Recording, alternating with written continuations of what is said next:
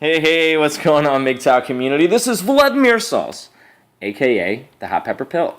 I came across an interesting news story while listening to the radio on Huffington Post called "Why Teacher Who Had Sex with a 17-Year-Old Student is Suing Him and His Mom."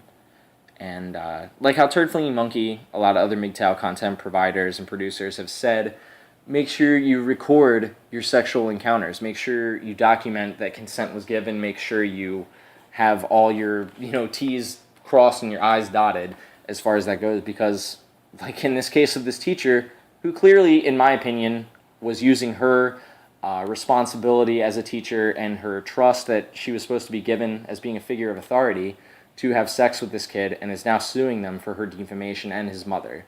So we're going to get into this article, read a couple choice quotes, and I also wanted to talk to you guys about a couple other different things, maybe a couple off-the-cuff things, but we'll get into that in a minute. But let's first get into this article. So Tanya Ramirez, a former teacher and coach at a high school in Corpus Christi, Texas, admits that she slept with a 17-year-old student and pled guilty to an impromptu relationship between teacher and student. But now Ramirez, 31, is suing the student Tristan for invasion of privacy after he, she says, secretly recorded their romp, texted it to 11 of their friends, and then she says it was posted online. She is also suing his mom for defamation after she publicly called Ramirez a sexual predator and has accused her of sleeping with other students as well. So, to kind of get into this, basically a 31-year-old teacher is having sex with a 17-year-old kid. And because the kid, was trying to, I guess, maybe prove to his friends or kind of make sure consent was given, recorded this activity, and the teacher is just going apeshit about it because she's lost her job, she's kind of hurting now financially, but really, she is not the victim. Tristan is the victim, the student that she forced herself on. If she just would have acted like a good, normal person, normal teacher, she would have educated the kids, brought them to the level of understanding to have a successful career or to graduate, whatever. But instead, she was having sex with Tristan, as the article says, at 2 in the morning. And Tristan replies, this is a quote, "The reason, I recorded it was because I'd been drinking before, so I was not really in the right mind. I remember talking to my friends about it, and he was just telling me that if you don't have proof of sex with Ramirez, then I'm not going to believe you," says Tristan. "But I didn't mean to send it out. I actually sent it in a group message, which I didn't really mean to do." Kudos to Tristan, really. I'm very glad that he did record this event, because at least he has proof in his corner that this teacher was in fact doing it. It wasn't a lie. It wasn't anything made up on his behalf. Because, as we know, women are always given less sentences, less harsh sentences. Even if she was clearly the victim of having sex with this kid, as the tape has shown, she is the person indeed in this video. She's suing this person for claiming it is her. She's admitting to having sex with an underage student of hers, or somebody from the school. But it's just, the whole point is just ridiculous. Ramirez just sounds like a total bitch. She said, whose teaching license was revoked, says the damage is done. "I'm taking legal action against both Tristan and his mother for invasion of privacy, videotaping the sexual encounter without my knowledge and then distributing it to his friends, and for emotional distress. She wants to get justice for what he did to me." And that's a direct quote there. To get justice for what he did to her, she is the adult. She is a 31-year-old female of an adult, of a teacher of a school in Texas. She should be more wise and more intelligent than to try and, manipulate and coerce these young, impressionable kids into sex. The mother of Tristan is saying that she had sex with other kids, and I wouldn't doubt it. Who's to argue that when clearly video evidence is showing Tristan and Miss Ramirez getting it on? And it's just kudos again for Tristan for pulling out his phone and using it as a camera to get this encounter, because it's really his only source of defense. I hope to God that this teacher does not win in the case for suing his mom and Tristan against defamation. As I've said before, the teacher is the one who put herself on these kids. She is the one who's supposed to have the responsibility as the authority figure. If you're in the military and you have sex with a sergeant or somebody of higher rank, it's considered fraternization. It's just not allowed. You can't be, unless you're married previously to your commitment, you can't be doing that. And I think in this role as a teacher and student, there's a clear line that should not be crossed. and teachers are just as capable of coercion and, intimidation and, getting kids and students to do what they want. And this episode is something that's shown on Dr. Phil, of this woman trying to sue this kid, and it's an interesting clip. You guys can check it out yourself on HuffingtonPost.com. I'll leave a link in the description box.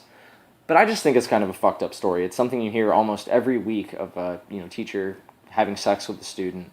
And in this disgusting case here, Miss Ramirez, this stupid bitch, is trying to sue Tristan and ruin his life for her just being a big slut and sleeping with kids.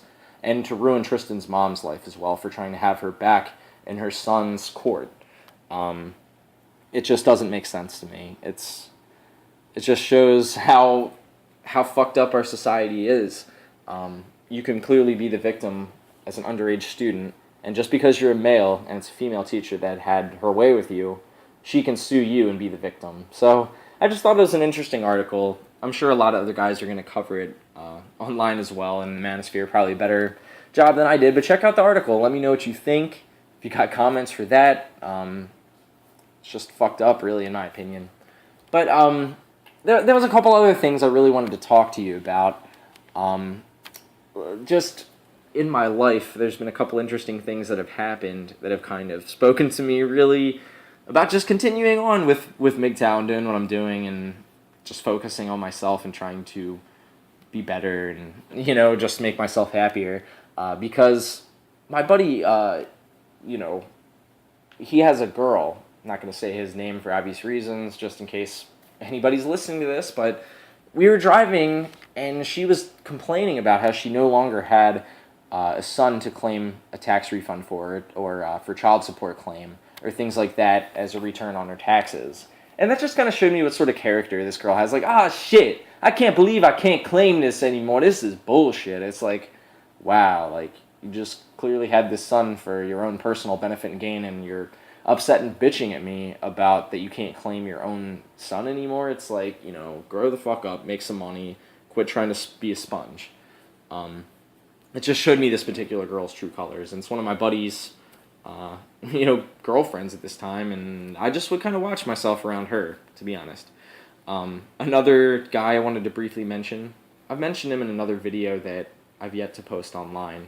I kind of have a backlog that's getting worse, but I'll eventually get out there and put him on. But my buddy, his name's A, up at work, he had been married to this girl for quite a long time, pretty much high school sweethearts. Of course, she's pretty attractive, brunette, good looking. They had 2 kids together. He's always been trying to put his best foot forward and bring home the bacon for him and his wife, and now they have 2 sons. And within about the past year and a half, he'd kind of been hitting the booze pretty heavy and kind of went to go for some support and help to get over his alcoholism. And during this time, his wife gave up on him and, wants a divorce. And it just really harkens back to what MGTOW is all about. Eventually, one day, that love of your life is going to flip the switch and be like, wow, I'm hot. I could be doing all this and getting somebody better, but I'm wasting my time toiling away with this man who's an alcoholic who doesn't give a shit about me, seemingly, in her mind, when really he's doing everything he can to provide her the Lincoln Navigator that she wants and a townhouse and, get in a neighborhood with good schools for the kids.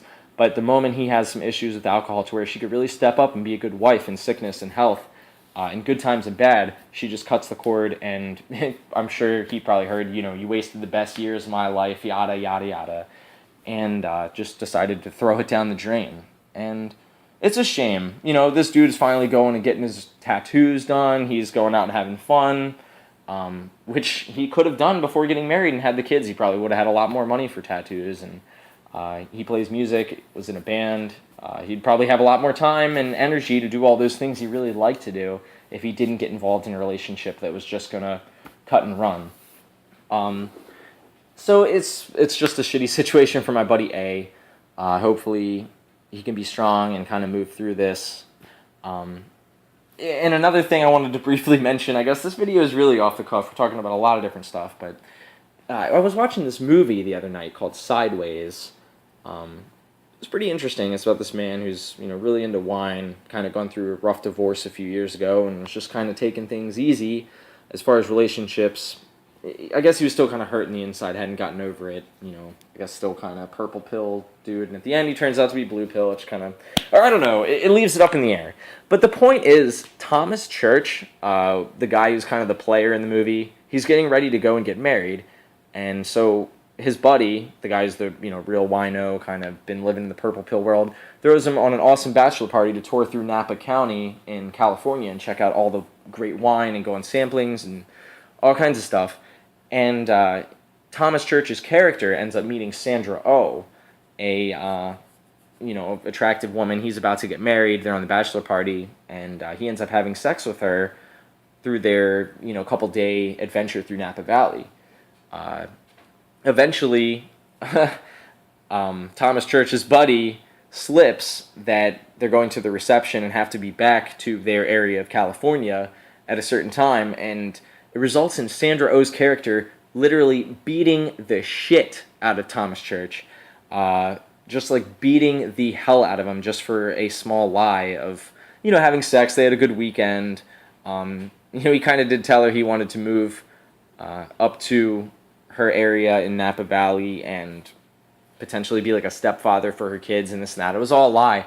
But I feel like if you've seen this scene and the genders were reversed, it just would be like a horror movie. It would never be allowed to be out. Seeing a man beat a woman like that just for a lie. He never put his hands on her, never did physically anything wrong.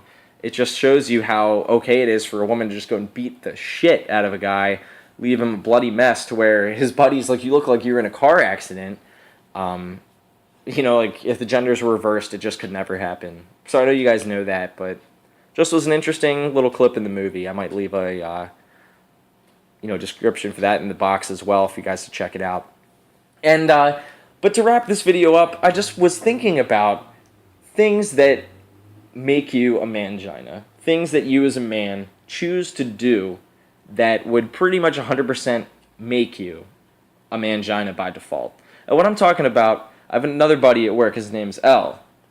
And L was telling me the other day, he's like, yeah, man, went and got my dick pierced, dude. It's so legit. Women love it. If, it's this and that. It's the only way to go. It's the best thing to do. And just kind of got me thinking, like, man, it's MGTOW, whatever. If you want to get piercings, you want to get tattoos, you want to go, it's men going their own way. If you want to get your dick pierced, whatever. I have nothing against it.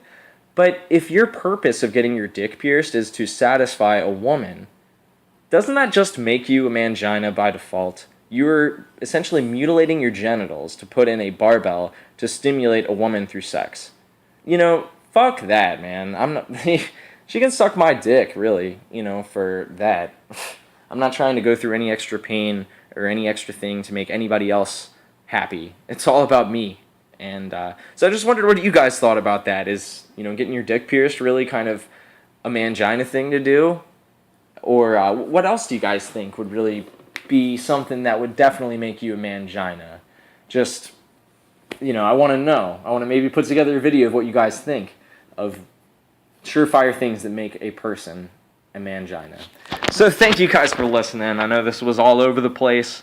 Like I said, I have a backlog of a ton of videos that I'm going to put up talking about how I work at the city schools, how the corruption down there, how the kids are just all fucked up, and how it's all related to single motherhood. There's just a bunch of stuff, some personal stories going on, some other news articles I'll be getting into. So just bear with me, guys. I appreciate all your support, your continued support. You guys are great. And just stay strong. Keep doing what you do, and have fun with it. Have a good one.